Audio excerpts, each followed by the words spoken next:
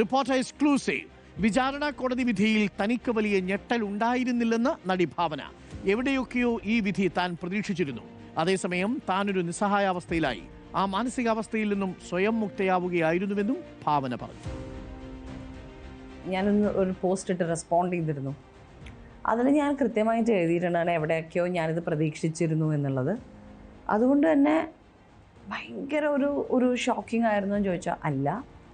Same time ഒരു helpless feel ഉണ്ടല്ലോ. അതായത് ഓക്കെ, സോ നമ്മളെ കൊണ്ടൊന്നും ചെയ്യാൻ പറ്റൂല എന്നുള്ളൊരു ഫീൽ, ഒരു ഹെൽപ്ലെസ് ഫീൽ അത് ഉള്ളിലുണ്ടായിരുന്നു ഭയങ്കരമായിട്ട്. ആ മാനസികാവസ്ഥയിൽ നിന്നും എപ്പോഴാണ് മുക്തമായത്? ആ മന്ത് എൻഡൊക്കെ ആവാറായപ്പോൾ തന്നെ എനിക്ക് പിന്നെ ഒരു പുതിയ വർഷം തുടങ്ങുന്നു. അപ്പോൾ എനിക്കൊരു ഇങ്ങനെ ഡിപ്രസ്ഡ് ആയിട്ട് ഇരുന്നിട്ടൊരു വർഷം തുടങ്ങണം എന്നുണ്ടായിരുന്നില്ല. ഞങ്ങൾ തന്നെയാണ്, നമ്മൾ തന്നെ നേരത്തെ ഞാൻ പറഞ്ഞ പോലെ നമ്മൾ തന്നെ എഫേർട്ട് ഇടും. നമ്മൾ തന്നെ ഓക്കെ, ലൈക്ക് നടന്നത് സംഭവിച്ചു ഇനി അത് ആലോചിച്ചുകൊണ്ടിരുന്നിട്ട് കാര്യമില്ല, വാട്ട് ഇസ് നെക്സ്റ്റ് എന്നുള്ളൊരു മൂഡിലേക്ക് നമ്മൾ എത്തും.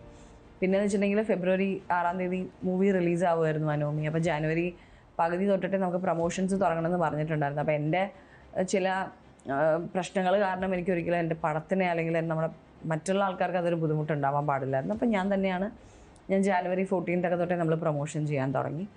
അത് ഞാൻ ഓക്കെ ആയി. അതായത് ഓക്കെ, അത് കഴിഞ്ഞു. അടുത്തത് എൻ്റെ ജോലിയാണ്, എനിക്കത് ചെയ്തേ പറ്റൂ എന്ന് പറഞ്ഞിട്ട് ഞാൻ പ്രൊമോഷൻ തുടങ്ങി.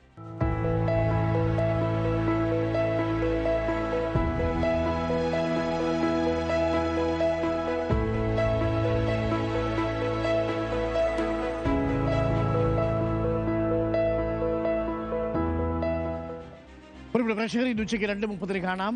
ഭാവനയുമായി റോഷിപാൽ നടത്തിയ അഭിമുഖം പൂർണ്ണരൂപം.